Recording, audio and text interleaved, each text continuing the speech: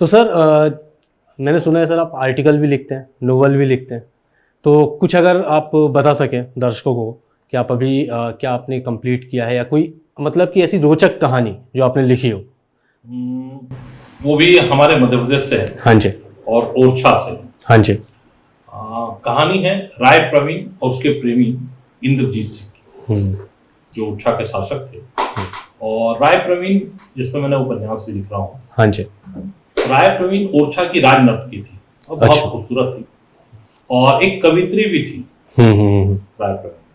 तो राय प्रवीण और इंद्रजीत सिंह का जब प्रेम प्रसंग चल रहा था, हाँ जी, तो इसकी चर्चा दिल्ली दरबार अकबर तक भी पहुंची। अकबर को पता चला कि राय प्रवीण इतनी सुंदर है, उसको मेरे हाल में होना चाहिए। उसके लिए उन्होंने इंद्रजीत सिंह को संदेशा भिजवाया। अच्छा। लेकिन इंद्रजीत सिंह ने राय प्रवीण को दिल्ली भेजने से मना कर दिया।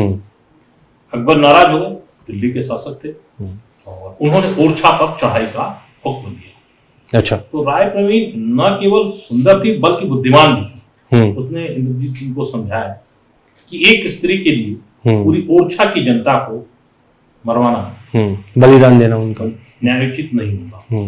तो इंद्रजीत सिंह ने कहा तुम मेरी प्रेमिका हो, तुम्हारे लिए अगर मैं नहीं लड़ सका तो लाना था मेरे पुरुषार्थ पर, और हम ठाकुर हैं, राजा हैं।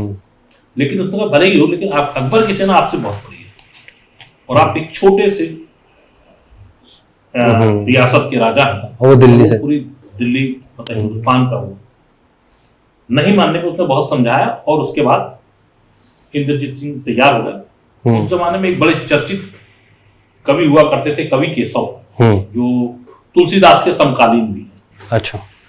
कवि केशव के साथ उन्होंने उसको रवाना किया राय प्रवीण को, और बड़े शॉर्ट में आपको बता रहा हूँ, राय प्रवीण को दिल्ली भेजा। हाँ जी।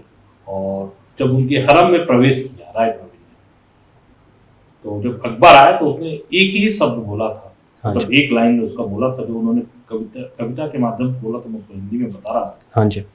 क्या हिंदुस्तान का शासक कौवा है जो जूठा खाने का आदी हो गया है?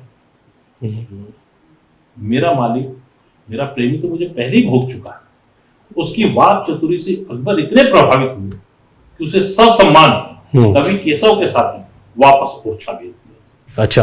हाँ, तो इस पर मेरी वो कहानी है, कहानी इतनी सी है, और उस पर मेरा उपन्यास छपा है राय प्रवीण को लेकर। तो विस्तार में आपने अभी वो कंप्लीट हो गई है अभी? लगभग। तो मतलब कि मतलब अकबर ने का क्या थॉट प्रोसेस, आप जब लिख रहे होगे तो ऐसा क्या थॉट प्रोसेस होगा उसका? चतुरी से इतने प्रभावित उसके जवाब से कि उसने कहा कि मेरा स्वामी, मेरे प्रियतम मेरे साथ तो सब कुछ कर चुके, अब आप जूठन खाओगे, मतलब अगर आप मेरे साथ संसर्ग करते हो या आप मेरे साथ सोते हो, सहवास करोगे, तो आप तो जूठन ही खाओगे। इतने बड़े सल्तनत के राजा हो, तो आप हिंदुस्तान के शासक होकर हिंदुस्तान के शासक क्या कौवा है जो जूठन खाएगा?